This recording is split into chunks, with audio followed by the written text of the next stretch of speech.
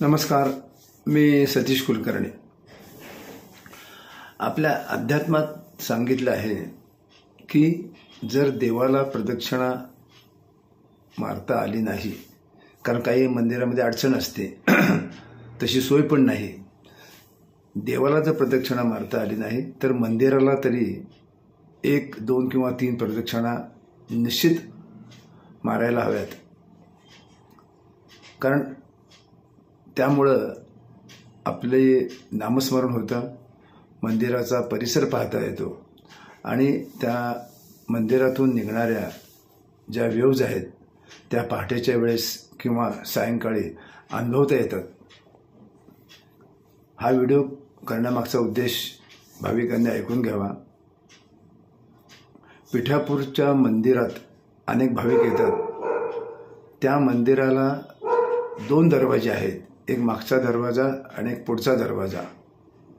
मागच्या दरवाजाला बरेच लॉज झालेले आहेत आणि रेल्वे स्टेशनला उतरल्यानंतर अनेक भाविक मागच्या दरवाजाला जे लॉज आहे त्या लॉजमध्ये राहतात, मागच्या दरवाजाने आत येतात, दर्शन घेतात, मागच्या बाजूलाच प्रसाद घेतात आणि तिकडून आपला ज्या ठरलेल्या जे स्पॉट आहेत इतर ठिकाणी जाण्यासाठी ते नेहमी तत्पर असतात, त्याप्रमाणेच ते करतात। परंतु अनेकांच्या लक्षात नाही की पुढचा दरवाजा आहे तो मुख्य दरवाजा आहे। पुढच्या बाजूला स्वामी समर्थ भवन आहेत, अजून 3-4 लॉज आहेत, जागा चांगली आहे।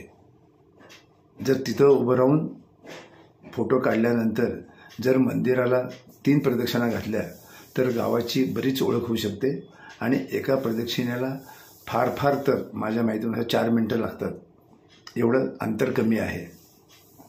परंतु आपण पिठापूरला का आलो, पिठापूरचं मंदिर काय आहे, कुठं आहे, तिथे गेल्यानंतर काय करायचं, याचा काहीही विचार न होता भाविक ज्या वेगात येतात त्या वेगात परत जातात।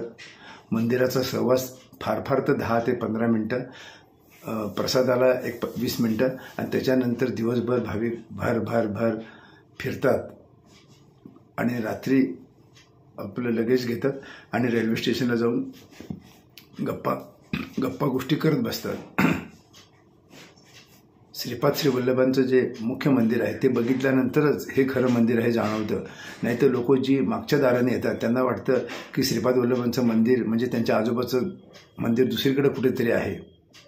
आपल्याकडं खोट्याला काही कमी नाही, डुप्लिकेटला काही कुठं कमी नाही। सर्व तीर्थक्षेत्री अनेक चांगली, त्याचबरोबर आपल्या भक्तांना कोड्यात पाडणारी डुप्लिकेट देवसुद्धा आहेत। पिठापूरला सुद्धा बराच गोंधळ होतो। आजही अनेक भक्त आल्यानं म्हणतात बापूनाचार्यांचं घर कोणतं, परंतु मुख्य प्रवेशद्वारात आल्यानंतर तिथंच बोर्ड लावला की श्रीपाद श्री वल्लभांचं जन्मस्थान म्हणजेच श्रीपाद श्री वल्लभांच्या आजोबांचं बापूनाचार्यांचं हे घर आहे आणि या घरामध्ये म्हणजेच वाड्यामध्ये श्रीपाद श्री वल्लभांचा जन्म झालेला आहे। ज्यांनी ग्रंथ वाचलेला आहे त्यांच्या हे लक्षात येईल। जे पुढच्या दाराने मंदिरामध्ये गेलेले आहेत त्यांना हा चांगला अनुभव अनुभवता येईल।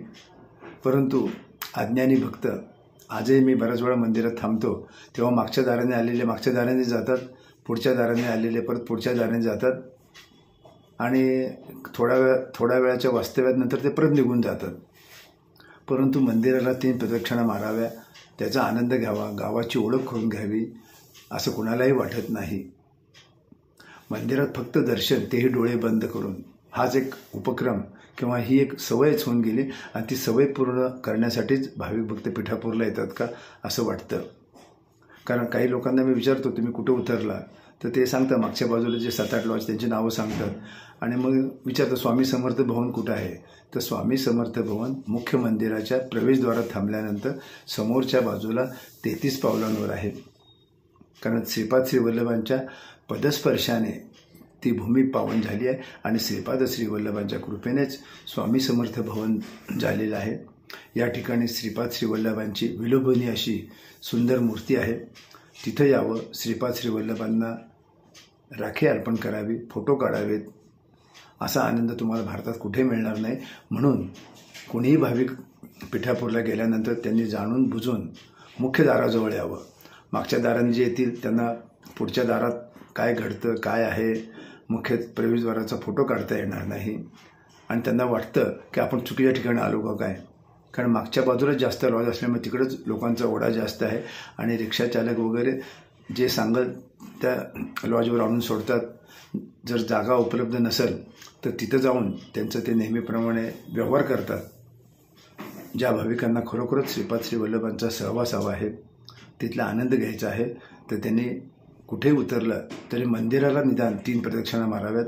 12 ते 15 मिनटं खर्च होतील. थोडं व्यायाम झाल्यासारखं होईल, थोडं फिरल्यासारखं होईल आणि ती थोडी का होईना गावाची ओळख होईल.